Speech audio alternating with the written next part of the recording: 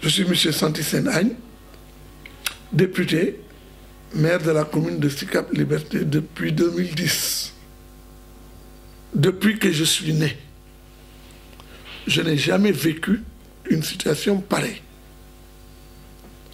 Parce que, semble-t-il, la dernière grande épidémie date de 1920 au Sénégal.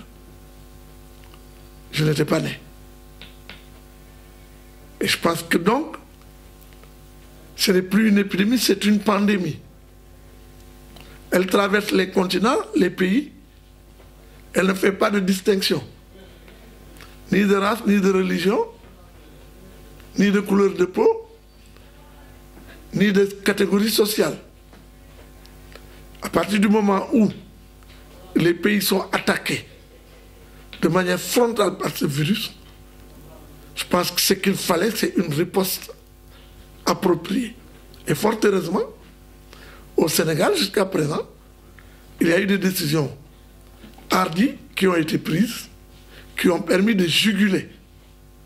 Il y a aussi que le corps médical sénégalais, réputé pour ses capacités techniques, a réagi comme il se devait. Il reste maintenant le comportement de nous, les citoyens lambda.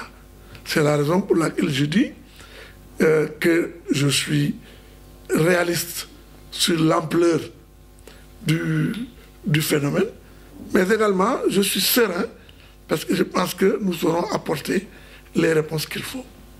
Opérationnel, les mesures qui sont prises par les scientifiques et également par l'État du Sénégal, en premier lieu le président de la République, qui consiste à quoi?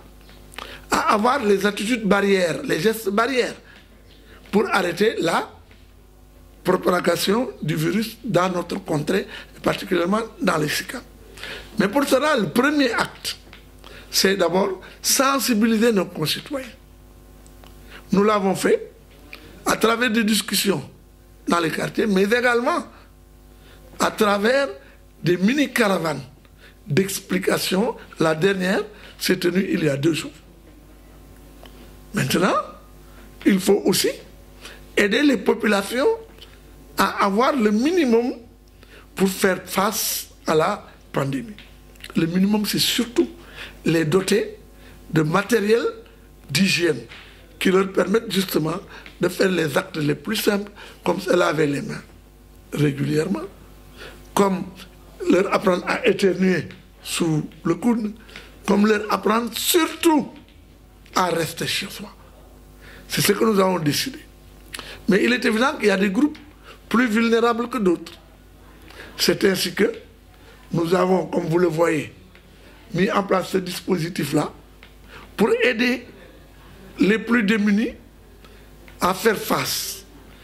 Et c'est ainsi que la commission sociale, qui s'est réunie il y a quelques heures ici, a décidé demain, mercredi, de venir en aide aux Dara, pour justement que les Dara puissent laisser les enfants à la maison, ou bien les laisser aux Dara pour qu'ils ne déambulent pas dans les rues, parce que c'est un vecteur de propagation du virus. C'est ainsi que les Dara recevront du riz, des madars, de l'eau de javel, des gels, du omo et même des seaux pour faciliter le lavage des mains.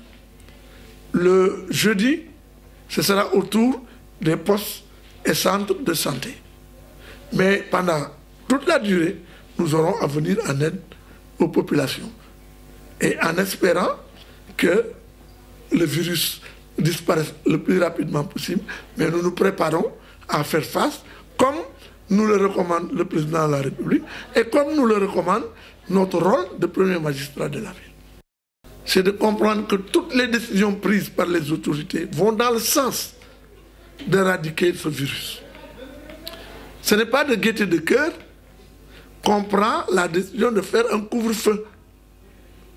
Le couvre-feu, c'est de dire aux gens, restez chez vous. réduisez le temps de propagation du virus. Donc il faut qu'on le respecte.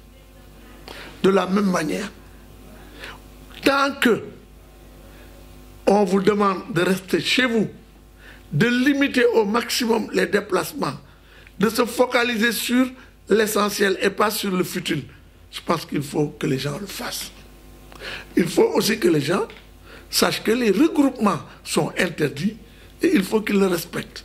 Et particulièrement lors de certaines cérémonies qui regroupent énormément de gens qui sont des vecteurs potentiels du virus. Donc, je demande aux populations de SICAP de favoriser les gestes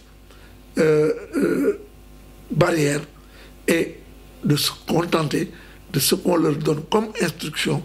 Restons chez nous, sortons le moins possible, respectons les distances, éternuons sous le coude et lavons-nous les mains chaque fois que de besoin. Je pense que si ce message est appliqué, on aura des victoires.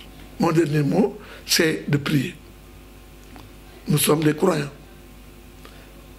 Prions, mais actons. La prière doit s'accompagner d'actes concrets qui vont dans le sens de lutter contre le virus.